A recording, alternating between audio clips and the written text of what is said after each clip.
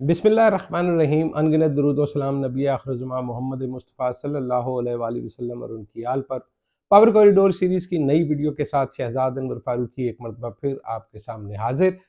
और आज हम जिस मौजू पे बात करेंगे वो इस मरतबा पंजाब की असम्बली के मुस्तकबिल के साथ जुड़ा हुआ है। और बेसिकली आज हम ये जानने की कोशिश करेंगे, जिस बुनियादी सवाल का जवाब तलाश करने की कोशिश करेंगे वो ये है कि क्या चौधरी परवेज़ इलाही इमरान खान का आखिरी दम तक साथ देंगे, और क्या वो किसी सूरत इमरान खान के साथ धोखा भी कर सकते हैं, या क्या इम्कानात हैं कि वो कुछ अरसे तक तो इमरान खान के साथ चलें और फिर कोई नई सफ़बंदी कर लें। इन सवालात के जवाब को तलाश करने के लिए हम अपनी वीडियो का बाकायदा आगाज़ करेंगे, लेकिन उससे पहले आपसे वही पुरानी गुजारिश कि अगर आपने अभी तक इस चैनल को सब्सक्राइब नहीं किया तो प्लीज़ सब्सक्राइब कीजिए, और अगर पसंद आए तो लाइक और शेयर भी कीजिए।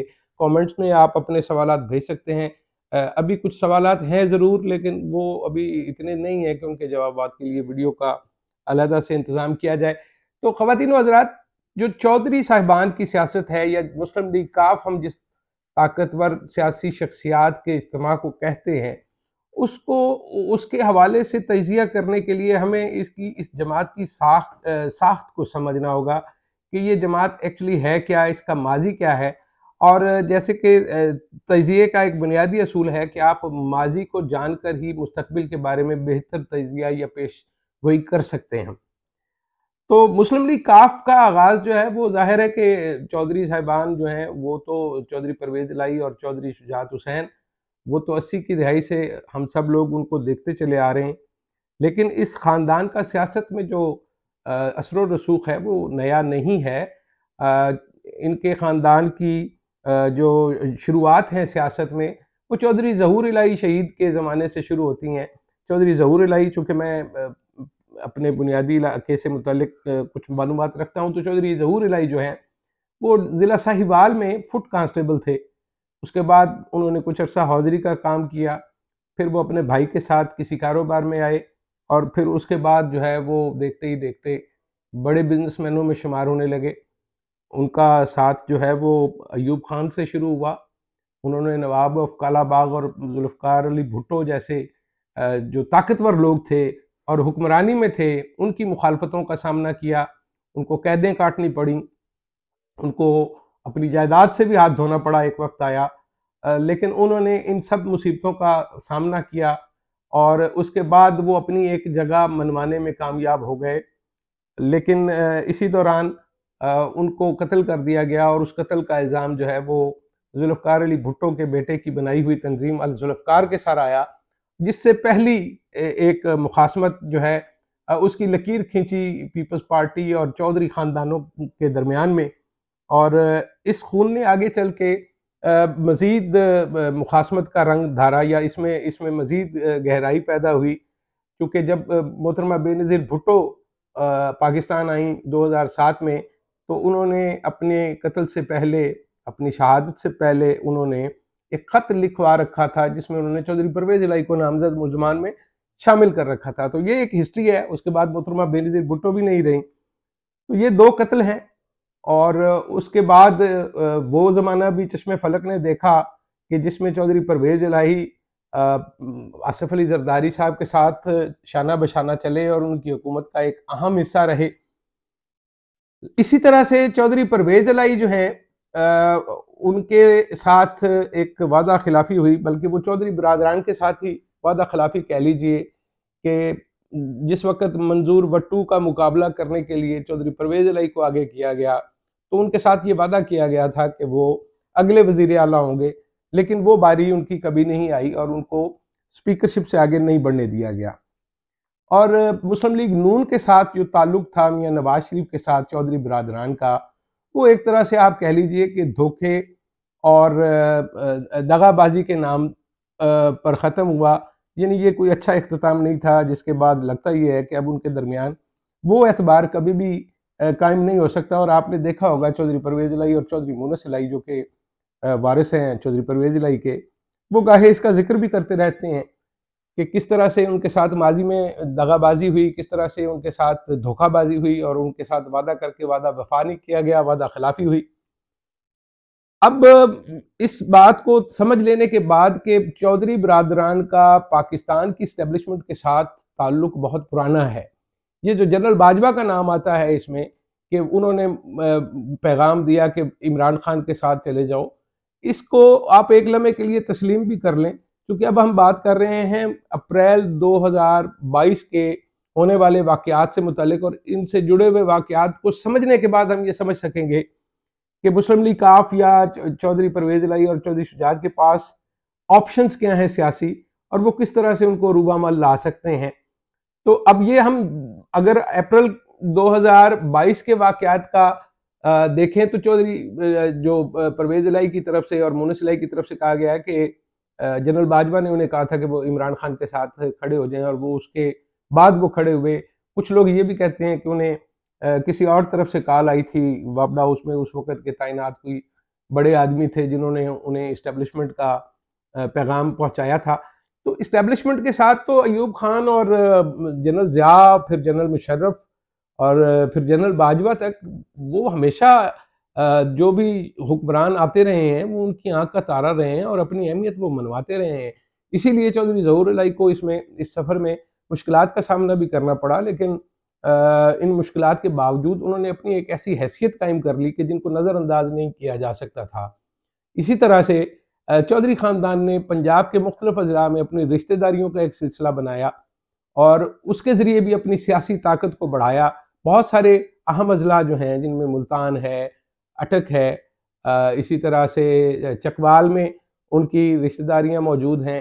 ये और उन्होंने गुजरात के ज़िले को तो वैसे ही एक तरह से आप देख लीजिए कि उन्होंने अपना ताकत का गढ़ बना रखा है। वो मरकज़ है उनका। वो गाहे इसमें माज़ी में नाकामी का सामना भी करते रहे हैं, लेकिन रफ्ता-रफ्ता उन्होंने एक ऐसी अहम एक शख्सियात का हाला अपने इर्द-गिर्द इकट्ठा कर लिया है कि अब चौधरीज़ को पंजाब में कम से कम नज़रअंदाज करना वो नामुमकिन हो गया है। इन हालात में आप ये सोचें कि अगर उन्होंने एक फ़ैसला किया, मुआहदा किया आसिफ़ अली ज़रदारी के साथ। अब देखिए, आसिफ़ अली ज़रदारी या पीपल्स पार्टी के साथ मुआहदे में जाना एक बड़ी छलांग थी। वो कि इससे पहले चौधरी परवेज़ इलाही जो हैं वो पाकिस्तान पीपल्स पार्टी की हुकूमत का हिस्सा रह चुके हैं, 2008 वाली जो हुकूमत थी। इसके बावजूद इनके रास्ते फिर अलहदा हुए और फिर ये इमरान खान के साथ शामिल रहे हुकूमत में, और वफाक और पंजाब दोनों में उन्होंने अपना हिस्सा लिया। लेकिन वक्त ने उन्हें मौका दिया तो उन्होंने उस मौके को कैश करवाया इस तरह से कि अब वो वफाक में भी वजारतों पर विराजमान हैं, और सूबा पंजाब जो कि पाकिस्तान का सबसे बड़ा सूबा है वो उसकी हुक्मरानी पर भी बैठे हुए हैं। और तख्ते लाहौर की जो जंग जारी है उसमें मरकज़ी अहमियत परवेज़ इलाही की है, और कहा यह जा रहा है कि असम्बली तहलील करने का मामला जो है वो चौधरी परवेज़ इलाही के हाथ में है। अच्छा, बहुत सारे लोग जो ये कहते हैं कि इन्होंने मुआहदा किया था, तो मुआहदा जो अप्रैल 2022 के इर्द-गिर्द हुआ, जिसके तहत रजीम चेंज या तब्दीली अब आप पे मुनहसर है कि आप इसको रजीम चेंज का नाम देते हैं या आप इसको तहरीक अदम एतमाद का नाम देते हैं, ये तो आपके नुक्ता नज़र पर मुनहसर है। लेकिन ये ऑपरेशन वफाक में तो कामयाबी से तकमील के मराहिल तय कर पाया, लेकिन पंजाब में नहीं तय कर पाया। उसकी वजह ये थी कि वफाक और पंजाब की जो तब्दीली की तारीखें थी उनमें कुछ फ़र्क था, और वफाक में तब्दीली के बाद अवामी रद्द-ए-अमल की एक लहर और हमदर्दी की जो लहर थी, उसने जो स्टेक होल्डर्स थे उनको सोचने पर मजबूर कर दिया कि इमरान खान जिसे वो एक सियासी मुर्दा समझे बैठे थे, उनको लगा कि इस सियासी मुर्दा घोड़े में तो जान पड़ गई है, क्योंकि जिस तरह से लोगों ने इमरान खान का उसके बाद साथ दिया और जिस तरह से उन्होंने बड़े-बड़े इज्तिमात किए और जिस तरह से उन्होंने ललकारना शुरू किया उस वक़्त की इस्टेब्लिशमेंट को, तो वो देखने से ताल्लुक़ रखता था। और नौजवानों की एक बड़ी तादाद, जो कि पाकिस्तान की आबादी का भी बड़ा हिस्सा है, वो इमरान खान के साथ थी, और वो ये समझते थे कि ये सब कुछ दुरुस्त नहीं हुआ। जो एक तरफ तो हमारी सियासी बलूगत या सियासत के अमल को समझने और उसमें हिस्सादार बनने के हवाले से बहुत खुशाइंद है, लेकिन अब ये अमली सियासत में किस तरह से अपने ख्वाबों और किताबी सियासत को हम अमल में ला सकते हैं, ये एक अलहदा सवाल है। अभी तो हम बात कर रहे हैं कि चौधरी परवेज़ इलाही क्या इमरान खान को दगा देंगे या नहीं देंगे। तो ये समझिए कि एक तो इस्टेब्लिशमेंट कभी भी अपने तमाम अंडे एक ही टोकरी में नहीं डालती। ये नहीं हो सकता था कि पंजाब भी आप मुस्लिम लीग नून को दे दें और वफाक में भी उनकी हुकूमत हो, और बिलखुसूस ऐसी सूरत हाल में कि ऊपर शहबाज शरीफ साहब हों और नीचे हमज़ा शहबाज जो है वो सूबे के हुक्मरान हो जाएं, तो ये देखने में भी इतना भला मालूम नहीं पड़ता। और इस तरह से इस पे बहुत सारी सवालिया निशान भी थे, क्योंकि उस वक्त कुछ केसेस भी चल रहे थे। तो अगर पंजाब देकर, क्योंकि उस वक्त इमरान खान गुस्से में थे, अवामी मूड भी देखा जा रहा था, तो हो सकता है कि उस वक्त की इस्टेब्लिशमेंट ने इस हवाले से कोई अपने फैसले में तरमीम की हो, ये देखने के बाद कि हमजा शहबाज को दोबारा आगे नहीं आने देना चाहिए। और चूंकि अभी बाद के बयानात से ये भी पता चलता है कि उस वक्त की इस्टेब्लिशमेंट ने जो पैगामात इमरान खान को पंजाब के हवाले से दिए थे कि उस्मान बुज़दार को हटा दिया जाए, तो इमरान खान तो सिर्फ अलीम खान का नाम लेते हैं, लेकिन बाद में जनरल बाजवा ने यह भी कहा कि वो तो चौधरी परवेज इलाही का नाम भी सामने रख रहे थे। तो इसका मतलब ये है कि हमजा शहबाज शायद इस्टेब्लिशमेंट की भी उस वक्त की चॉइस नहीं थी, और परवेज इलाही को ये हुक्मरान बनाना इस्टेब्लिशमेंट के लिए भी सूझबंद था। दूसरी जानिब अगर हम ये देखें कि चौधरी परवेज इलाही ने आसिफ अली जरदारी के साथ एक मुआहिदा किया, उनको वजारत आला उधर से भी मिल रही थी, इधर से भी मिल रही थी, तो आखिर उनको ऐसी क्या मजबूरी आन पड़ी कि वो उससे फिर गए। तो उसका बड़ा वाज़ेह सा एक तो जो वजह समझ आती है वो ये है कि जिस तरह से अवामी रद्द-ए-अमल था, उसने सोचने पर मजबूर किया होगा। यहाँ तक कि खुद चौधरी ख़ानदान की जो काबिल इज़्ज़त ख़वातीन हैं, वो इमरान खान के मुज़ाहिरों में शिरकत करती रही हैं, और इसका ज़िक्र उन्होंने खुद भी किया हुआ है। तो घर के अंदर से भी यकीनन उनके ऊपर प्रेशर था, लेकिन इसके बावजूद वो शायद इसको संभाल लेते। एक दूसरी बात भी है कि अगर पाकिस्तान मुस्लिम लीग काफ के मुस्तकबिल के हवाले से देखा जाए, तो अगर वहाँ पे वो मुस्लिम लीग नून की हिमायत से वज़ीर आला बनते, तो शायद एक तो उनको काम करने का उस तरह से खुलकर मौका ना मिलता, क्योंकि मुस्लिम लीग नून के पास पंजाब में एक बहुत ताकतवर लॉबी मौजूद है सियासतदानों की, जिनको वजारतें देने के बाद हो सकता है परवेज इलाही उस तरह से उनको टैकल ना कर पाते जिस तरह से वो तहरीक इंसाफ के वजीरों को टैकल करते हैं। तो ये एक बड़ा बुनियादी फ़र्क था कि वो पंजाब के इस इक़्तिदार से हतमी तौर पर नताइज अख़ज़ करना चाहते थे, अपने मुस्तक़बिल को महफूज़ करना चाहते थे। इसी तरह से अगर परवेज़ इलाही के बाद की सियासत देखें तो यकीनन चौधरी मुनस इलाही उनके सियासी जानशीन हैं, क्योंकि चौधरी परवेज़ इलाही के दूसरे जो बेटे हैं चौधरी रासिख इलाही, वो तो कुछ और मिजाज के आदमी हैं। उनको कोई ज़्यादा सियासत के साथ ज़्यादा क्या बिल्कुल कोई शगफ नहीं है, बल्कि एक टाइम तो ऐसा था कि वो मजहबी रुझानात की बुनियाद पर ये समझते थे कि उनको ख़ानदान के जो कारोबारी मामलात हैं उनमें भी अमल दखल नहीं देना चाहिए, या वो उसके बारे में समझते थे कि शायद ये जो कारोबार की एक इतनी बड़ी एम्पायर खड़ी की गई है, वो उसमें से हिस्सा लेने से वो कतराते थे। और उनका मुतालबा ये था कि बुनियादी तौर पर मौज़न्नात और गुजरात में जो उनकी आबाई ज़मीन है, वो सिर्फ उसमें से अपना ख़ानदानी हिस्सा मांग रहे थे, और वो चाहते थे कि वो उसके ज़रिए अपनी ज़िंदगी बसर करें। लेकिन बहरहाल उन्होंने भी इस हवाले से अपनी राय से रुजू किया, लेकिन इसके बावजूद वो सियासत में तो बिल्कुल आने वाले नहीं हैं। तो इसका मतलब ये है कि चौधरी परवेज़ इलाही ने पंजाब में जो इन्वेस्टमेंट कर रखी है सियासी, उसका रिटर्न जो है वो तो मुनस इलाही ने संभालना है। और मुनस इलाही ज़ाहिर है नौजवान तबके की सियासत के साथ वाबस्ता हैं, और वो नौजवानों में उठते बैठते हैं, तो यकीनन उनको अवामी रद्द-ए-अमल का भी पता था, और वो ये भी जानते थे कि मुस्लिम लीग नून में शायद उनका सियासी मुस्तकबिल उस तरह से महफूज नहीं है। और पीटीआई जो है उसमें तो वैसे भी सियासी मौरूसियत उस तरह से नहीं है जिस तरह से पाकिस्तान पीपल्स पार्टी या मुस्लिम लीग नून में है, क्योंकि इमरान खान के बाद बहरहाल किसी दूसरे को आगे आना है। इमरान खान के बच्चे तो इसके हिस्सेदार बिल्कुल भी नहीं होंगे। अब परवेज़ इलाही जो है वो असेंबली तहलील करने को टाल सकते हैं। यकीनन हुकूमत की ख्वाहिश किसे नहीं होती, और एक दिन की भी हुक्मरानी कोई नहीं छोड़ता। तो ऐसे में वो कितना वक़्त खींच निकाल सकते हैं? वो यकीनन इसको मज़ीद तूल देने की कोशिश करेंगे, इस तहलील को आगे डालने की कोशिश करेंगे। लेकिन ये देखना होगा कि इमरान खान का सब्र का पैमाना कब लबरेज़ होता है।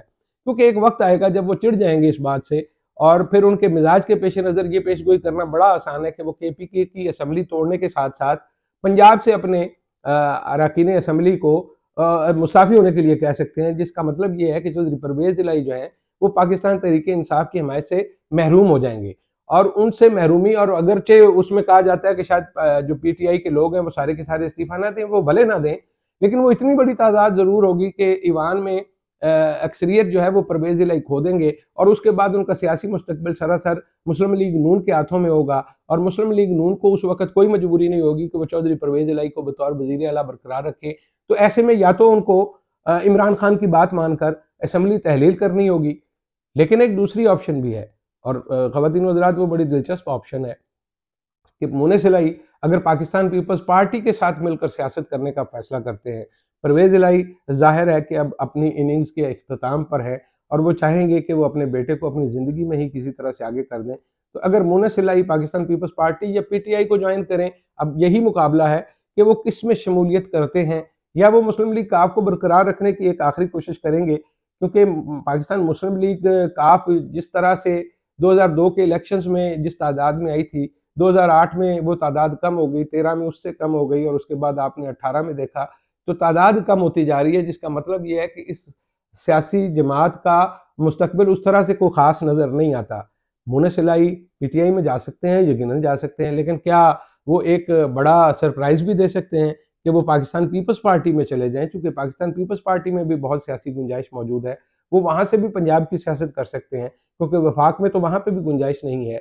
लेकिन पंजाब की सियासत में बहरहाल इतनी गुंजाइश मौजूद है कि वो पाकिस्तान पीपल्स पार्टी ज्वाइन कर लें। लेकिन पाकिस्तान पीपल्स पार्टी ज्वाइन करने के लिए उन्हें खून की 2 लकीरें अबूर करना होंगी। देखना ये है कि वो इन लकीरों को अबूर करने का हौसला रखते हैं या नहीं। अपना बहुत सारा ख्याल रखिएगा। मिलते हैं किसी अगली वीडियो में। अल्लाह निगहबान।